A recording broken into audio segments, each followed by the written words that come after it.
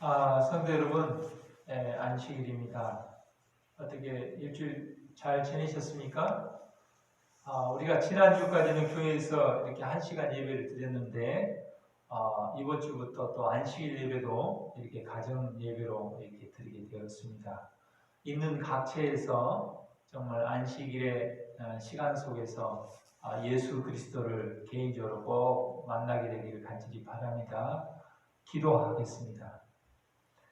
하늘에 계신 하나님 아버지, 안식일에 하나님의 성전에 모여서 우리 신앙 공동체가 연합하여 예배를 드리지는 못하지만 있는 각처에서 이 안식일을 기억하여 하나님의 말씀을 듣고 예배할 때 하나님께서 함께 하시고 성령께서 임재하여 주셔서 개인적으로 다 예수 그리스도를 만나고 이 시간 하나님의 음성을 들을 수 있도록 성령 하나님 함께하여 주시옵소서. 예수님 이름으로 기도합니다. 아멘. 오늘 설교 제목은 한 가지 조건이라는 그 설교 제목입니다. 여러분, 요즘 우리 그 코로나 바이러스로 인해서 특별히 종교계에서 여러 가지 그 성전 예배와 가정 예배 사이에 많은 여러 가지 그 의견들이 있습니다. 어떤 사람들은 성전에서 예배를 드려야 된다고 이야기하고, 어떤 사람들은 또 가정 예배를 드려야 된다고 이렇게 이야기합니다. 오늘 말씀을 통해서 여러분들이 한번 그 생각을 어떤 선택을 하는 것이 좋을지 한번 생각해 보기를 바랍니다. 진짜와 가짜를 구분하고 어떤 선택을 하는 데 있어서 한 가지 중요한 조건이 하나 있는데 그것은 사랑입니다. 지혜왕 솔로몬도 진짜 어머니를 찾아주는 데 있어서 사랑이라는 조건을 가지고 진짜 어머니를 찾아준 이야기를 우리가 알게 됩니다. 먼저 요한복음 21장 15절에서 17절에 있는 말씀을 보도록 하겠습니다. 예수님을 정말 충성스럽게 믿게 했다는 이 베드로가 예수님을 3번 부인하고 정말 하나님을 부인했던 이 베드로에게 예수님께서 부활하셔서 다시 베드로를 찾아오셔서 베드로를 회복시켜 주시는 그런 장면을 보게 됩니다. 다시 한번 베드로를 하나님의 종으로, 하나님의 사도로, 하나님의 제자로 쓰임받기 위한 정말 중요한 한 가지가 무엇인가, 그것을 가르쳐 주고 있고, 오늘 마지막 때에 살고 있는 우리에게도 하나님의 종으로서, 예수님의 참 제자로서 우리에게 필요한 한 가지 조건이 무엇인지 우리가 깨달아 알게 되기를 간절히 바랍니다. 요한복음 21장 15절에 예수께서 시몬 베드로에게 이르시되 요한의 아들 시몬아. 요한복음 1장 42절에 보면 예수님께서 시몬을 만나서 이렇게 이야기합니다. 장차 너를 개발하리라. 개발은 베드로라는 뜻이고 개발은 베드로라는 뜻이고, 베드로라는 뜻은 반석이라는 뜻입니다. 시몬이라는 뜻은 듣고 있는 것 혹은 이 갈대라는 뜻을 가지고 있습니다. 예수님께서 정말 베드로를 갈대와 같은 그런 듣는 신앙에서 베드로와 같은 반석과 같은 신앙으로 장차 이제부터는 너는 베드로라 하리라 이렇게 말씀하셨는데, 베드로의 예수님을 3번 부인하는 실패 이후에 베드로라 부르지 아니하시고 예수님께서 요한의 아들 시몬아 정말 이렇게 불렀을 때 베드로가 정말 마음에 큰 찔림이 있었을 것이라고 생각이 듭니다. 그러나 예수님의 이러한 칭호는 그를 정죄하기 위함이 아니고 그들을 회복시키기 위한 사랑의 음성인 것을 우리가 알게 됩니다. 마태복음 12장 20절에 예수님께서는 상한 갈대를 꺾지 아니하시고 꺼져가는 심지를 끄지 아니하신다고 했습니다. 베드로는 상한 갈대와 같고 꺼져가는 심지와 같습니다. 그 베드로는 우리와 같습니다. 우리와 같은 처지에 있습니다.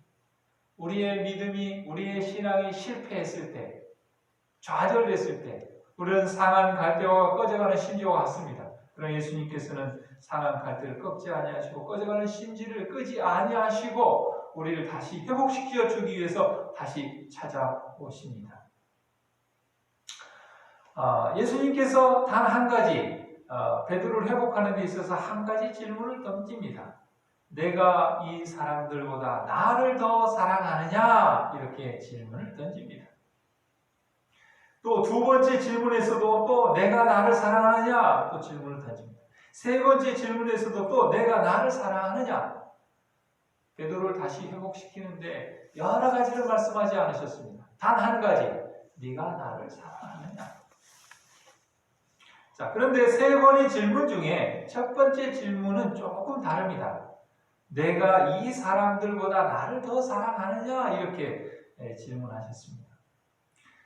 베드로는 마태복음 26장 33절에 보면 가로되 다 주를 버릴지라도 나는 언제든지 버리지 않겠다 그랬습니다.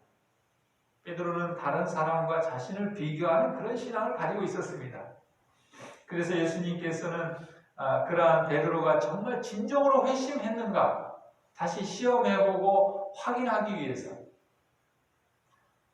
어떻게 보면 만약에 베드로가 진정으로 회심하지 않았다면 베드로라 부르지 않고 시몬아 이렇게 했을 때 아마 화가 났을 것입니다.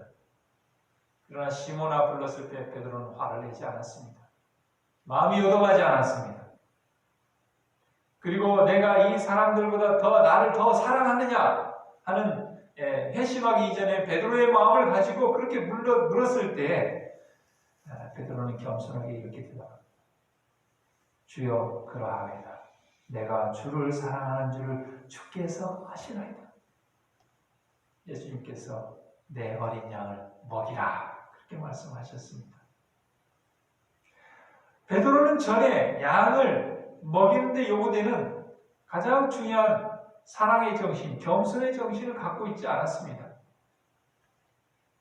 그러나 그가 자신의 약점에 민감한 사람이 되고 난 후에 그는 실수하고 넘어진 사람들을 어떻게 가르쳐야 되는지, 어떻게 대해야 되는지를 예수님을 통해서 알게 되었습니다. 그는 부드러운 동정심을 가지고 그들 곁에 가까이 갈 수 있었고 그들을 도와줄 수 있었습니다. 그래서 예수님께서 어린 양을 먹이라 했습니다. 어린 양은 실수하고 넘어지는 사람들, 약점이 있고 실패가 있고 죄가 있는 그런 연약한 영혼들을 이야기합니다. 어린 영혼들을 잘 대할 수 있는 사람은 겸손한 정신, 부러운 정심을 가지고 있어야 된다는 것을 하나님께서 말씀하고 계십니다. 예수님께서 세 번째로 베드로에게 내가 나를 사랑하느냐? 한 번도 아니고 두 번도 아니고 세 번 불렀을 때 베드로는 여기 근심했다 그랬습니다. 요한복음 21장 17절에 베드로가 근심하여 대답을 했다 그랬습니다.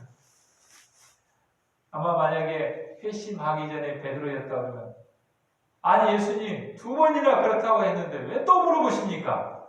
아마 그럴 수도 있었을 것입니다. 예수님께서는 세 번째 베드로에게 내가 나를 사랑하느냐 이렇게 질문하시면서 마음을 살피는 지나침을 통해서 베드로의 영혼의 중심부를 찔렀다고 그렇게 이지 화이트 그 바이블 코멘트에 나와 있습니다. 세 번째 질문을 통하여 베드로의 영혼의 중심부를 찌르는 그런 굉장히 좀 지나친 그런 질문을 던졌습니다. 그리스도께서 그의 생명을 들여서 얻은 영혼들을 베드로에게 입덕하실 때 예수님께서는 베드로에게 그가 참으로 돌이켰다는 것을 주님께서 굳게 믿는다는 증거를 주기 위해서 그렇게 지나친 세 번째 질문을 하게 된 것입니다. 누가복음 22장 32절에 예수님께서는 베드로에게 네가 돌이킨 후에 내 형제를 굳게 하리라 그랬습니다. 그러니까 진정으로 회심하고 돌이킨 자가 형제를 굳게 하고 양들을 돌볼 수 있는 것입니다. 히브리서 4장 12절에도 하나님의 말씀은 살았고 운동력이 있어 좌우의 날선 어떤 것보다도 예리하여 혼과 영과 및 관절과 골수를 찔러 쪼개기까지 하며 또 마음의 생각과 뜻을 감찰한다고 그랬습니다. 예수님의 세 번째 질문은 베드로의 혼과 영과 및 관절과 골수를 찔렀고 또 베드로의 깊은 마음의 생각과 뜻을 감찰했다고 그렇게 성경은 기록하고 있습니다. 세 번째 예수님의 그런 강한 질문에도 불구하고 베드로는 이렇게 대답을 합니다. 주여 모든 것을 아시오매 내가 주를 사랑하는 줄을 주께서 아시나이다. 예수님께서는 베드로가 세 번의 질문을 통하여 정말로 회개했다는 그 증거로 내 양을 먹이라 하는 확실한 예수님의 굳게 믿는다는 믿음의 증거를 베드로에게 주심으로 말미암아 앞으로 베드로가 정말 다시 회복되어서 하나님의 사도로서 제자로서 사역을 할 수 있도록 회복시켜 주시는 사랑의 예수님을 보게 됩니다. 그런데 마태복음 19장 22절에 보면 한 부자 청년은 재물이 많이 있었는데 예수님께서 네 소유를 다 팔아서 가난한 저에게 줘라 할 때 그도 그 말씀을 듣고 근심했다고 했습니다. 베드로처럼 근심했습니다. 그러나 그는 예수님의 말씀에 순종하고 따르지 않고 떠나가 버렸다고 했습니다. 똑같이 하나님의 말씀으로 그의 심령에 하나님의 강력한 깨우침이 있었지만 베드로는 진정으로 회심해서 하나님의 참 제자가 되었고 마태복음 19장의 부자 청년은 하나님을 떠나가 버렸습니다. 여기 또 예수님의 세 번의 질문에 대해서 우리가 좀 한번 생각해 볼 수 있는 것은 사랑하느냐 하는 이 질문의 단어가 하나님의 그 이타적인 사랑, 아가페로 첫 번째 질문을 합니다. 그때 베드로는 친구 간의 우정을 상징하는 이 필레오 사랑으로 대답을 합니다. 두 번째 또 내가 아가페 하느냐 물었을 때 저는 아가페 사랑을 할 수 없습니다. 저는 필레오 사랑밖에 할 수 없습니다. 그렇게 대답을 합니다. 세 번째 예수님께서는 필레오 하느냐 필레오 사랑을 할 수 있느냐 이렇게 질문을 하십니다. 세 번째 베드로가 여전히 저는 필레오 사랑밖에 할 수 없다고 그렇게 고백을 합니다. 그리고 주께서 아신다고 하는 그 세 번의 그 대답에 헬라어로 오이다라는 것을 첫 번째, 두 번째 대답을 합니다. 이 오이다 안다는 것은 이렇게 피상적으로 아는 것을 얘기합니다. 그런데 세 번째 주께서 아신다고 할 때는 기노스코라는 단어 썼습니다. 체험적으로 경험적으로 안다는 것입니다. 세 번의 질문을 통해서 세 번째에는 하나님과 베드로와 예수님과의 관계가 정말 체험적으로 경험적으로 긴밀한 관계까지 들어가게 되는 것을 우리는 보게 됩니다. 요한복음 21장 18절에서 19절에 내가 진실로 진실로 내게 이르노니 젊어서는 내가 스스로 띠띠고 원하는 곳으로 다녔거니와 늙어서는 내 팔을 벌리리니 남이 내게 띠띠우고 원치 아니하는 곳으로 데려가리라. 이 말씀을 하시면 베드로가 어떠한 죽음으로 하나님께 영광을 돌릴 것을 가리키심이라라. 이 말씀을 하시고 베드로에게 이르시되 나를 따르라. 이 말씀하셨습니다. 예수님께서는 십자가에 달려 돌아가셨는데 베드로는 예수님처럼 나는 죽는 거 너무 과분하다. 그래서 거꾸로 십자가에 달려 죽었다고 합니다. 로마서 8장 17절에 자녀이면 또한 후사, 곧 하나님의 후사여 그리스도와 함께한 후사니 우리가 그와 함께 영광을 받기 위하여 고난도 함께 받아야 될 것이니라 그랬습니다. 로마의 네로 황제가 로마에 불을 지르고 그 다음에 그 화재의 원인으로 그리스도인에게 뒤지고 씌웠습니다. 그래서 많은 그리스도인들이 그 네로 왕제의 핍박이 너무나 힘들어서 카타콤으로 가서 지하에 불을 파고 그곳에 피신해서 신앙을 지키는 그런 때가 있었습니다. 그때 베드로도 로마를 떠나서 카타콤을 향하여 가려고 할 때 예수님께서 베드로를 막아섰습니다. 그리고 베드로가 예수님께 그렇게 질문합니다. 커바디스 도미네, 주께 주님 어디로 가시려 나이까? 이렇게 질문합니다. 커바디스. 그때 예수님께서 베드로에게 그렇게 말씀하십니다. 로마 안에 있는 영혼들을 구원하기 위해서 내가 그곳으로 다시 가야겠다. 그때 베드로도 예수님을 따라서 목숨을 걸고 다시 로마에 들어가서 복음을 전하다가 예수님을 따라 십자가에 달려 죽은 이야기를 우리는 알게 됩니다. 베드로는 한때 조급하고 허풍을 떨고 자신만만하던 그런 제자였습니다. 그러나 그가 통회하고 복종하는 제자가 되었습니다. 그는 이제 그가 부인하였던 주님을 참으로 따르는 사람이 되었습니다. 그리스도께서 그를 부인하거나 거절하지 않으셨다는 그러한 생각이 베드로에게 빛이요 위로요 축복이 되었습니다. 우리도 여러분 베드로처럼 계시록 14장 4절의 말씀처럼 어린 양이 어디로 인도하든지 따라가는 저와 여러분이 되기를 간절히 바랍니다. 시대의 소망 816쪽에 지금까지 베드로는 독자적으로 행동하는 그런 경향이 있었습니다. 그는 하나님의 계획을 따르기 위해 기다리는 대신에 하나님의 사업을 위하여 자기의 계획을 세우려고 노력을 했습니다. 그러나 그는 주를 앞질러 달려감으로 아무것도 얻을 수 없었습니다. 예수님께서 말씀하십니다. 나보다 앞서 달려가지 말라. 나로 너보다 앞서 가게 하라. 그리하면 너는 원수에게 정복당하지 않을 것이다. 여러분, 첫 번째 제가 설교를 시작할 때 던졌던 질문으로 다시 돌아가서 정말 우리는 이 위기 때에 성전 예배를 드릴 것인가? 아니면 가정 예배를 드릴 것인가? 아마 지금도 고민하는 많은 교회들이 있을 것이라고 생각이 듭니다.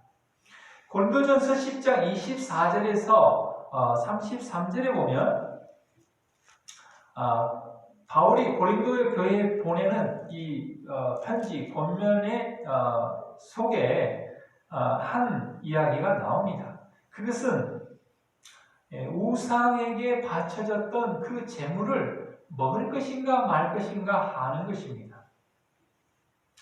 바울은 예수 그리스도의 사랑에 입각해서 복음에 입각해서 고린도 교회에 이렇게 편지를 했습니다. 고린도전서 10장 24절에 누구든지 자기의 유익을 구치 말고 남의 유익을 구하라 그랬습니다. 여러분, 우리가 어떠한 선택을 할 때, 참과 거짓을 구별할 때 하나님의 사랑의 조건을 가지고 구별하고 선택하면 틀림없습니다. 고린도전서 13장에도 사랑은 자기 유익을 구치 않는 것이라고 했습니다. 여러분, 우리가 선택을 할 때 나의 유익을 구하는 선택을 합니까? 아니면 다른 사람의 유익을 구하는 선택을 합니까? 여러분, 우리가 성전에 들어가서 예배를 드려야겠다고 주장하는 사람들이 내가 그것을 좋아하기 때문에 나를 위해서 그렇게 하기를 원합니까? 아니면 다른 사람에 위해서 그렇게 하기를 원합니까? 아니면 가정에서 예배 드리는 것을 주장하는 사람들이 나 자신을 위해서 그걸 주장하는 것입니까? 아니면 다른 사람의 이익을 위해서 주장하는 것입니까? 그건 아주 중요한 요소가 됩니다. 여기 고린도전서 10장 27절에 이렇게 기록하고 있습니다. 불신자 중에 누가 너희를 청함에 너희가 가고자 하거든 너희 앞에 무엇이든지 차려놓은 것은 양심을 위하여 묻지 말고 먹으라 했습니다. 제사 드리는데 우상의 제물로 사용되었다 할지라도 그 불신자를 위해서 먹으라. 네, 그렇게 했습니다. 그러면 우상의 제물을 먹으라는 뜻입니까? 또 그 다음 절을 보면요. 28절에 누가 너희에게 이것이 제물이라 말하거든 알게 한 자와 및 양심을 위하여 먹지 말라 그랬습니다. 하나의 사건을 가지고 사도 바울은 먹으라 이렇게 이야기하고 또 먹지 말라 이 두 가지를 얘기를 했습니다.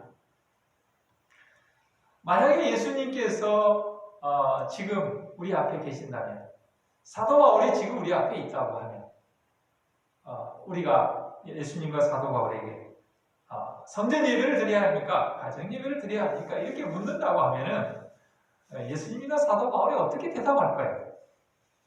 성전 예배를 드려라? 가정 예배를 드려라? 그렇게 말씀하시겠습니까? 아마 틀림없이 이 사도 바울이 이야기한 것처럼 성전 예배를 드리라고 말씀하시기도 하고 가정 예배를 드리라고도 말씀하실 거라고 생각이 듭니다. 다시 말하면 우리의 선택은 나의 유익을 구하는 선택이 아니고 남의 유익을 구하는 선택을 하라는 것입니다. 그런즉 너희가 먹든지 마시든지 무엇을 하든지 다 하나님의 영광을 위하라. 그러니까 우상에 드려진 음식을 먹느냐 먹지 않느냐가 중요한 문제가 아니고 어떤 걸 하든지 어떤 선택을 하든지 그것이 하나님의 영광을 위하는 것이냐 하는 것을 묻고 계십니다. 사랑이 있느냐를 묻고 계십니다. 유대인에게나 헬라인에게나 하나님의 교회나 거치는 자가 되지 말라. 나와 같이 모든 일에 모든 사람을 기쁘게 하여 나의 유익을 구치하려고 많은 사람의 유익을 구하여 저희로 구원을 얻게 하라 그랬습니다. 여러분 예수님처럼 하라고 그랬습니다. 예수님은 어떻게 하셨습니까? 로마의 세금을 드려야 되냐 드리지 말아야 되냐 질문했을 때 예수님께서 드리라고 했습니까? 드리지 말라고 했습니까?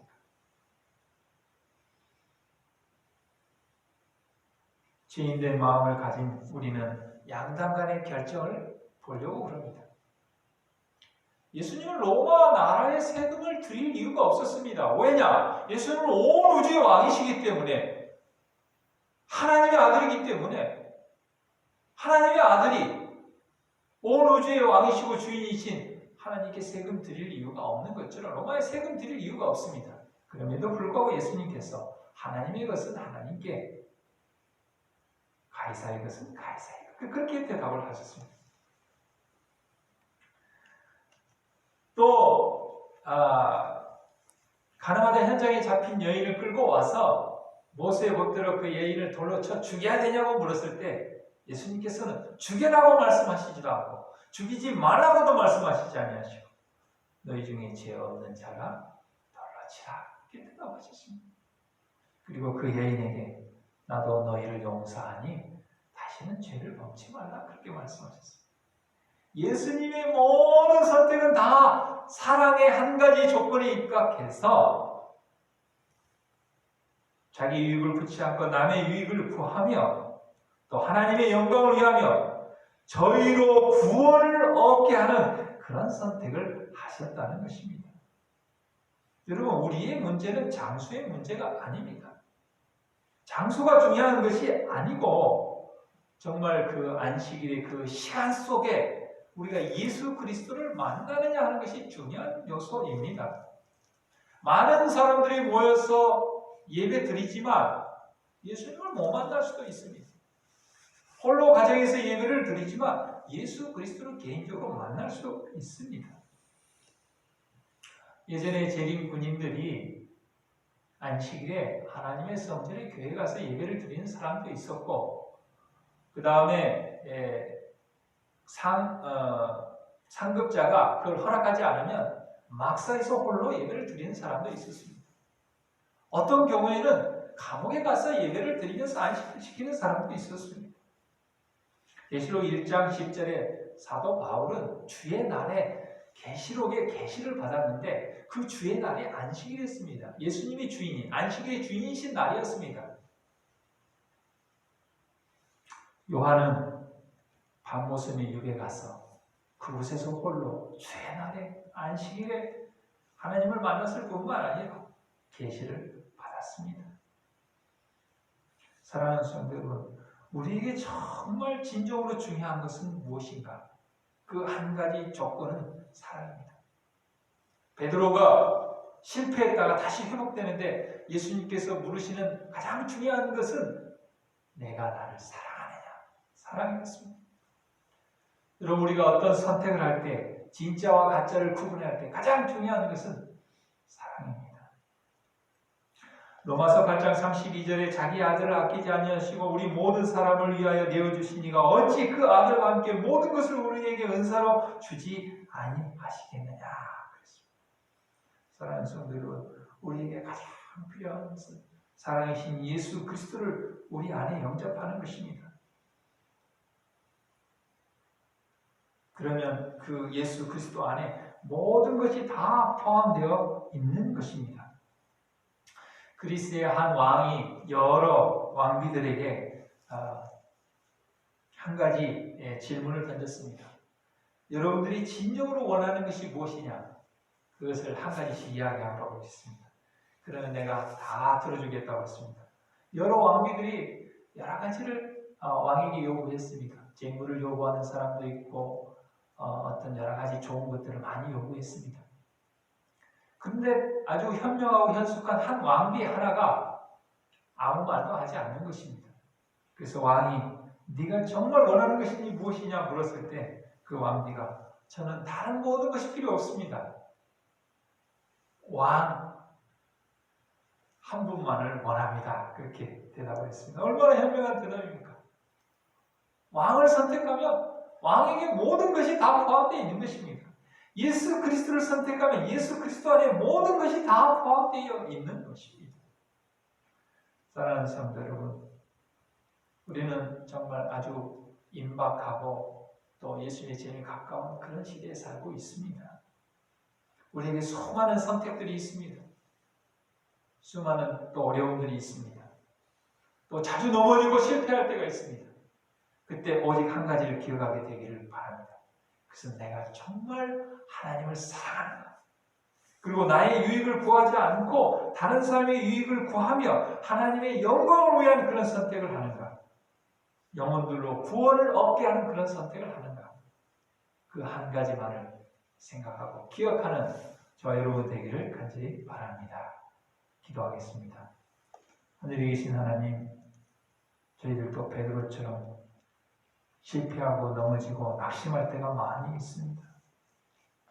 그러나 우리가 하나님을 사랑하는 그 한 가지 우리가 잊지 않고 기억하시고 우리를 다시 회복시켜 주기 위해서 정말 네가 나를 사랑하느냐 물으실 때 주께서 아시나이다. 주를 사랑하는 줄 주께서 아시나이다 하고 고백하는 우리 모두가 되게 하여 주시옵소서.